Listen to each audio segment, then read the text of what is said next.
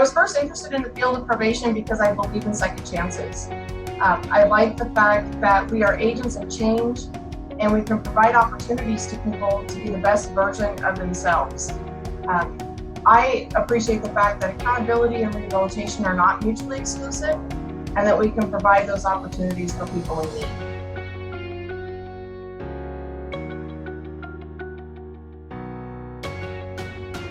For me, the most rewarding part of being a probation officer is watching people learn to reach their full potential, to see the very best version of themselves, and to know that I had a little tiny piece in them realizing that.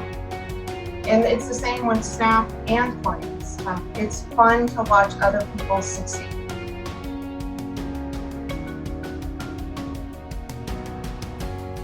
I think it's important to have women leaders in probation when you consider the fact that 51% of probation officers across the state of California are female.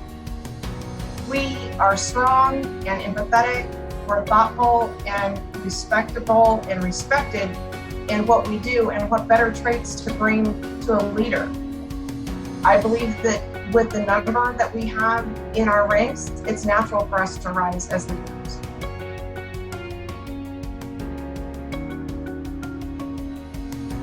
When I came into the field of probation, we certainly were not 51% of all probation officers in the state. It was a very different dynamic. There were very few women chiefs at the time, and it was difficult to make our mark in the field. I think with the broader understanding of what probation is and that it's rehabilitative in nature, it comes naturally to most of us who choose this line of work. We want to help people change, and we're very good at it. And I think that now it's probably easier for a female entering the field. It's not male dominated as it used to be. However, a healthy balance in all of our professions are what we're striving for. And women bring something very vital to the table, and they need to continue to do so.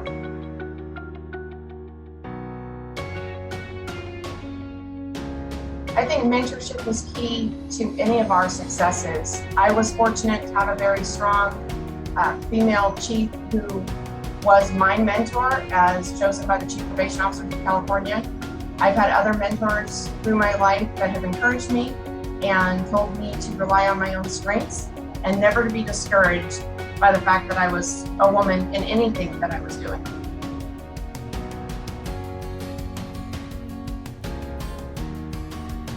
Early in my career, it was, like I said, a very male-dominated field, and it did get lonely.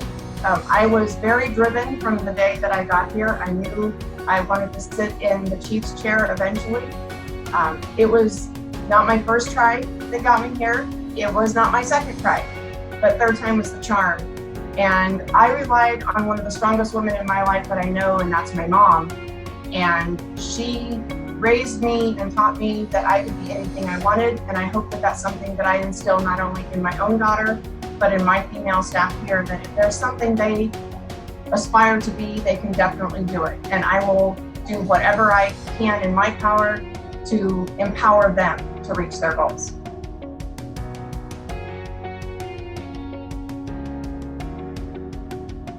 I would just say that you can meet and exceed anything that you think is within you.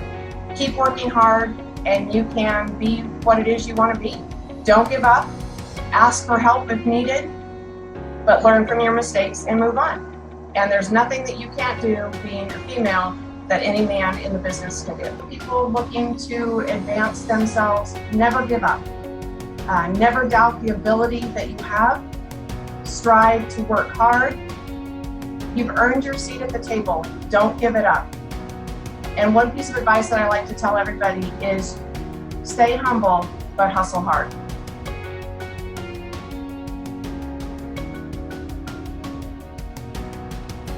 It's impressive knowing that Kings County has a higher percentage of female officers than nearly any other county in the state. We strive to instill in people abilities and confidence in their abilities. And we want them to know that there's nothing that they can't accomplish here. that we will open the door for them, and it's up to them to work hard to get through it. We have a lot of female staff. They're very compassionate, they're empathetic, but they're strong, and they hold people accountable, and they do a good job. And we're seeing that manifest in success in our clients.